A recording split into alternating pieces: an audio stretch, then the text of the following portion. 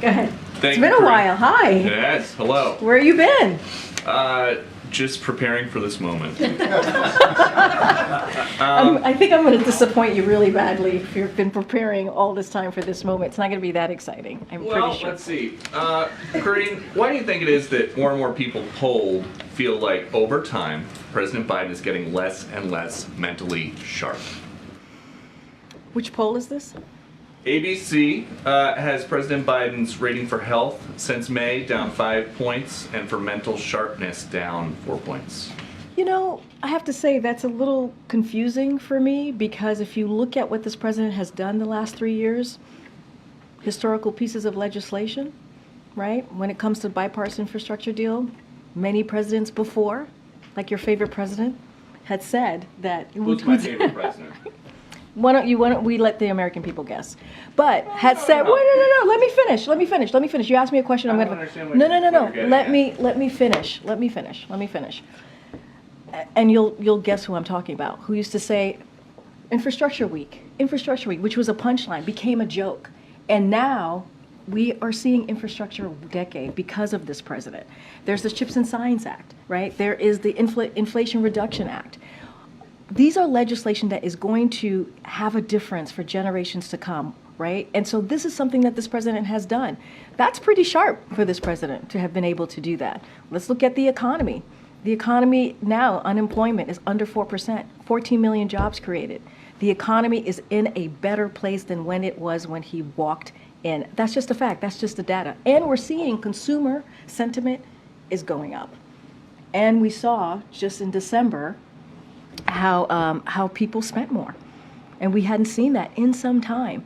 So I think you needed a president like President Biden to get that type of stuff done. Someone who's had Senate experience, someone who was the VP, vice president under President Obama, obviously, and someone who has been a pretty effective president over the last 3 years. Okay, following up on immigration, authorities in Fairfax County, Virginia, ignored an ICE detainer. They released an illegal immigrant from Honduras who was charged with sexually assaulting a Virginia minor and production of sexual abuse material. Doesn't that go to show that as record numbers of people appear at the border, you guys have no idea what kind of people are coming into this country? Let me just say, first of all, this is why the president is having negotiations with the Senate, senators, Republicans and Democrats, right, for the past couple of weeks to deal with what's going on with the border security, right, as it relates to border security. This is why the president on day one put forward a comprehensive immigration plan that more than 3 years now, Congress didn't do anything about. But he's appreciative that we're having these conversations in the Senate. We've deployed additional troops and federal agents to the border who have, by the way, returned more than 482,000 individuals since May. That's what we've been able to do. We've led the largest expansion of lawful pathways and that we haven't seen in some time. The president continues to have diplomatic conversation with Mexico, who have actually taken actions to deal with the situation. There's more work to do. There's more work to do. We understand that. We have said that. You've heard that from the president on Friday. We understand that there's more work to do. We need more resources. We need more funding, which is why we're having these negotiations on the Hill. But Republicans in the Senate is working with us. Republicans in the House are trying to get in the way. So it's up to them. Are they going to help?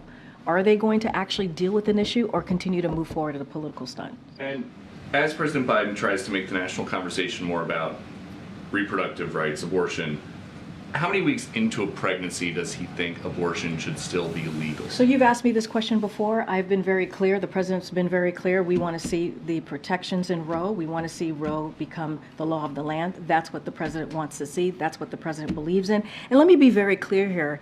It's not some sort of shift that the president is making. Majority of Americans want to see their protections protected by the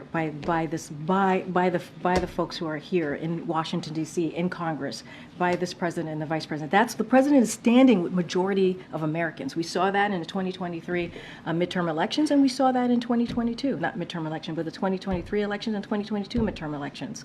They've been very clear.